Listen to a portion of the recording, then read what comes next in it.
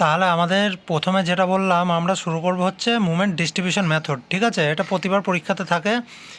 আর একটা মেথড আছে, দেখ, ডিসপ্লেসমেন্ট মেথডের দুটো হচ্ছে ভাগ, একটা হচ্ছে মুভমেন্ট ডিস্ট্রিবিউশন মেথড আর একটা হচ্ছে তোর স্লোপ ডিফ্লেকশন মেথড। দুটো মেথডই আমাদের ইয়েতে আছে, সিলেবাসে আছে। এবার যদি বলা থাকে পরীক্ষার কোশ্চেনে যে মুভমেন্ট ডিস্ট্রিবিউশন মেথড দিয়ে করো বা স্লোপ ডিফ্লেকশন মেথড দিয়ে করো, তখন হচ্ছে করবি। আর যদি কিছু না বলা থাকে তাহলে যেটা সহজ লাগবে সেটা দিয়ে করবি, ঠিক আছে? তো মুভমেন্ট ডিস্ট্রিবিউশন মেথডের প্রথমেই কয়েকটা জিনিস যেটা লাগবে সেটা জেনে রাখা দরকার। যে দেখ, এখানে একটা লাইন লেখা আছে when far end is fixed, ঠিক আছে? এটা মানে কি? ফার, মনে কর এখানে একটা বিম আঁকালাম, এখানে একটা বিম আঁকালাম, এই একটা সাপোর্ট, এটা হচ্ছে এ, এটা হচ্ছে বি। এইবার মনে কর আমি বিতে দাঁড়িয়ে আছি, ঠিক আছে? ফার মানে কি? ফার মানে হচ্ছে দূরে, ঠিক আছে? ফার মানে দূরে। বি এর ফার এন্ড কোনটা, এর দূরের এন্ড কোনটা, এইটা এ হবে, ঠিক আছে?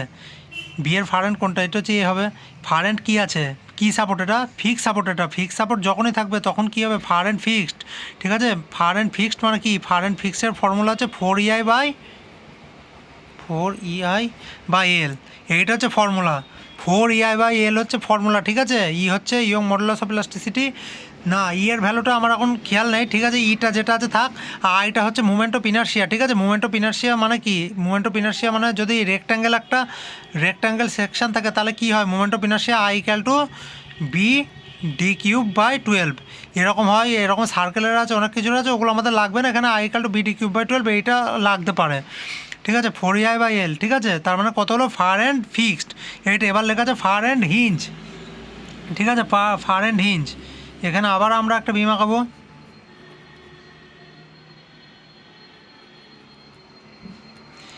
এবার মনে কর আমরা এখান থেকে আবার বিতে আছি, এ থেকে দিয়ে একে দেখছি, ঠিক আছে?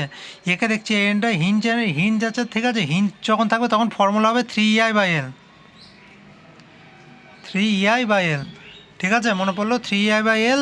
এই দুটোই ফর্মুলা, সারা ফর্মুলা দুখানা অঙ্ক, দুটো ফর্মুলা দিয়ে সারা নিউমেরিক্যালটা হবে।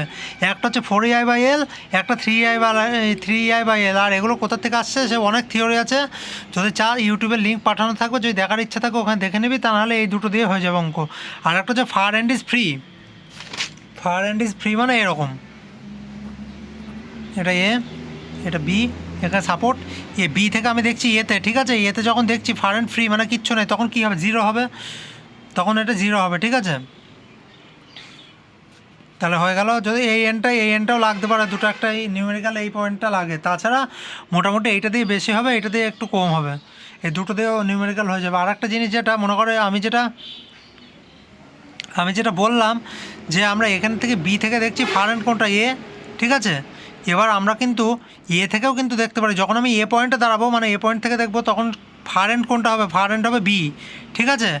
এইবার মনে করো একটা জিনিস আছে, এই রকম একটা বিম, কন্টিনিউয়াস বিম আছে, এ বি সি। বি এর ফার অ্যান্ড কোনটা হবে? বি এর ফার অ্যান্ড হবে, একটা হচ্ছে এ হবে, মানে বিতে আমি দাঁড়িয়ে আছি, বি থেকে দেখছি, একটা হচ্ছে এ হবে, একটা হচ্ছে বি থেকে সি হবে, ঠিক আছে? একটা সি হবে, একটা হচ্ছে এ হবে। এইবার মনে কর এইখানে বি, এখানে এ, ঠিক আছে? এখানে সি আছে। এইবার আমি কী নেব? দুটো এখানে ভ্যালু আসবে। একটা হচ্ছে মনে কর ফোর্সই যদি আমি ধরি, force B A, B A মানে বি থেকে এ।